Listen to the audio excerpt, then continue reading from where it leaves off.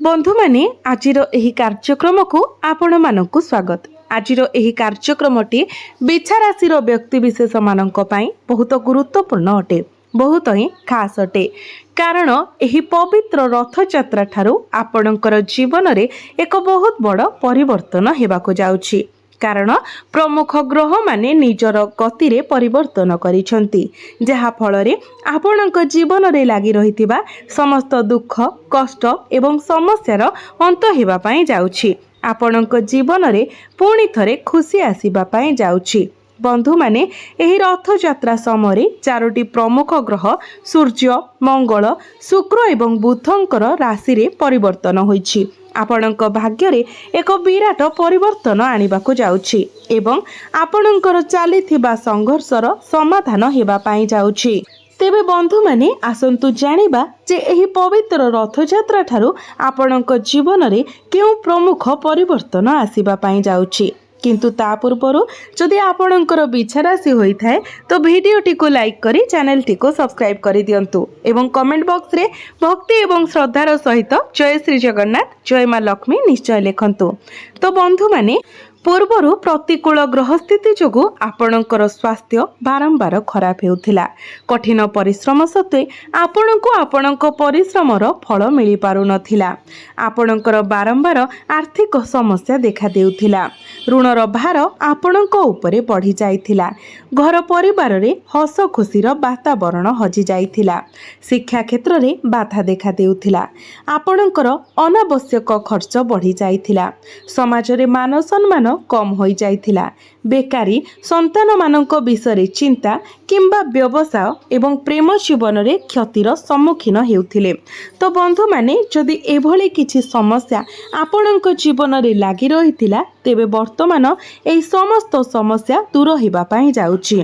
आपणकर जीवन रे नूतन सूर्योदय हेबा पई जाउछि।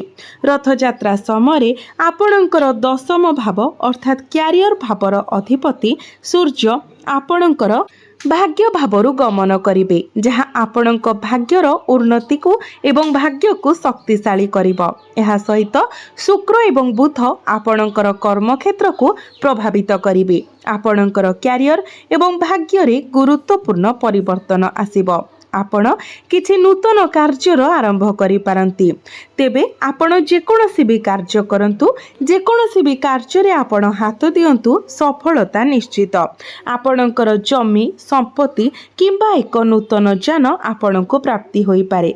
जेहेतु गुरु आपणकर भाग्य भाबरे उच्चस्थ अछंती, आपण कोनोसी धार्मिक स्थान को यात्रा करि पारंती किंबा दूर यात्रा मध्य करि पारंती। आपणक गृह रे शुभ मांगलिक कार्यर आयोजन होई पारे। शेयर मार्केट स्टॉक मार्केट किंबा व्यापार वाणिज्य सह जड़ित व्यक्ति माने गुरुत्वपूर्ण लाभ एवं अप्रत्याशित लाभ देखि पारंती। आपणकर दशम भावरे शुक्र एवं बुधंकर संयोग लक्ष्मी नारायण राजयोग सृष्टि करुछि, जहा रथ यात्रा परे क्यारियर रे बड़ परिवर्तन एवं सफलतार संकेत दिए। आपणको शुभ खबर मिलिबो। पदोन्नति पाई अपेक्षा करिथिबा व्यक्ति विशेष मानकर चाकरी क्षेत्र रे पदोन्नति हेबो एवं चाकरी खोजुथबा व्यक्ति माने नूतन नियुक्ति पाई पारंती किंबा प्रतिष्ठित कंपनी गुडी करू प्रस्ताव पाई पारंती। आपणकर कर्म क्षेत्र रे स्थानांतर होई पारे एवं आपण वृत्तिगत कारणरू विदेश यात्रा मध्य करि पारंती। जो माने पूर्वरु विदेश रे व्यवसाय किंबा वाणिज्य करुछंती से माने बहुत लाभ पाइबे। आमदानी रप्तानी एवं निर्माण क्षेत्र रे मध्य सफलता पाइबार संभावना अछि। आईटी सॉफ्टवेयर एवं होटेल परिचालना क्षेत्र रे थिबा व्यक्ति माने बहुत सकारात्मक फलाफल पाइबे। रथ यात्रा परे विभिन्न उत्सरु आपण को हठात आर्थिक लाभ हेबो, जहा फल रे आपणकर आय एवं आर्थिक स्थिति रे अभिवृद्धि हेबो। आपणक पई भाग्य द्वार खोली देबा पई जाउछि।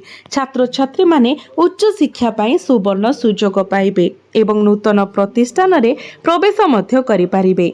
रथ यात्रा परे जदि आपणकर किछि एग्जाम अछि, कॉम्पिटिटिव एग्जाम अछि बा सरकारी स्तरीय परीक्षा अछि तो निश्चित भाबरे आपणको सफलता मिलिबो। सरकारी क्षेत्र रे नियुक्ति पाइथिबा लोक माने अत्यंत अनुकूल फलाफल देखिबे। आपण सफलता एवं उन्नतिर पथरे आगको बढ़िबे। आपणकर प्रेम जीवन सुखमय हेबो एवं आपण चलिथिबा पारिवारिक समस्यारु मध्य आपणको मुक्ति मिलिबो। जो मानक ठारू आपण विच्छिन्न होई जायथिले सेमानक सहित जोगाजोग पुनर्बार आरंभ होई पारे एवं आपण एक नूतन साथी को मध्य भेटी पारंती। पंचम भावरे गुरुंकर दृष्टि रहुथबा हेतु विलंबर सम्मुखीन हेउथबा लोकंक पई विवाह प्रस्ताव आसीपारे, जहा संभाव्य भावरे एक चूड़ांत विवाह आड़को नहीं पारे। संतान पई आकांक्षी दंपति माने पितामाता किंबा गर्भधारणर आनंद पाई पारिबे। रथयात्रा परे एही समय आपणक पई अत्यंत शुभ। व्यवसाय एवं वाणिज्य सह जड़ित व्यक्ति माने गुरुत्वपूर्ण अग्रगति देखिबे एवं नूतन उद्यम किंबा सहभागिता आरंभ करि पारिबे, जहा भविष्य में यथेष्ट लाभ आनी थाए। व्यवसाय वृद्धि सहित आपणकर दैनिक आय मध्य वृद्धि पाइब। आपणकर वैवाहिक जीवन सुखमय हेब। आपणको पारिवारिक सुख प्राप्ति हेब। घरे एक आनंदपूर्ण परिवेश आपण उपभोग करिवे। ऑनलाइन डिजिटल मार्केटिंग, आर्थिक यात्रा एवं पर्यटन एवं परामर्श क्षेत्र में कार्य करुथुबा व्यक्ति विशेष माने एही समय उत्कृष्ट फलाफल पाइबे। एही समय आपण को अनेक छोट मोट यात्रा करने को पड़ी पारे। जदि आपण ऋण रे भाराक्रांत तेबे एही रथ यात्रा परे आपण को आर्थिक दायित्व मुक्ति मिलिबो। ऋण परिशोध करने को आपण सक्षम हेबे। आपणकर गुप्त शत्रु मानकर नाश हेबो। आपणकर प्रतिद्वंदी मानक मध्य परास्त करिवे एवं स्वास्थ्य संबंधी समस्या आपणको मुक्ति मिलिबो। आपण निजको बहुत सुस्थ अनुभव करिवे।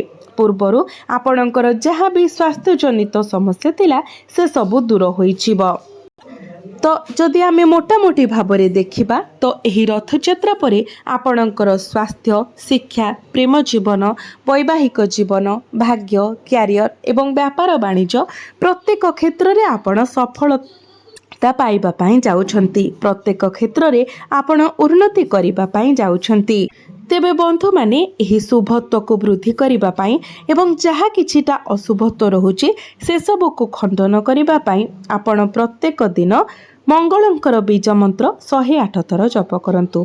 कारण मंगल हेउछंती आपणक राशिर अधिपति एवं जेहेतु मंगल सप्तम भावरे अछंती तो यह आपणक मध्यरे एवं आपणक जीवन साथीक मध्यरे टिके आग्रेशन आनी पारे। आपणक क्रोध उपरे नियंत्रण हराई पारंती। आपणकर जीवन साथी मध्य क्रोध उपरे नियंत्रण हराई पारंती, जहा फଳରେ आपणक मध्यरे टिके जुक्ति तर्क हेबार संभावना रहुछि। तो एहाकु संतुलित करिबा पई एवं आपणक मध्यरे संपर्क सुमधुर रखिबा पई आपण प्रत्येक दिन मंगलंकर बीज मंत्र 108 थर जप करंतु। एहा सहित प्रत्येक दिन संध्या समय आपण हनुमान चालीसार पाठ करंतु एवं जदि पारुछंती तो प्रत्येक दिन प्रभु हनुमान को नाली मंदार फूल अर्पण करंतु एवं मंगलवार दिन चमेली तेलर दीप जालंतु। आपणको अधिक मात्रा रे शुभ फल प्राप्ति हेबो एवं आपणकर भाग्य रे मध्य उन्नति आसीबो। तो बंधु माने आपणकर जीवन मंगलमय हेउ, एहा हे ईश्वरक निकटरे मोर प्रार्थना। धन्यवाद।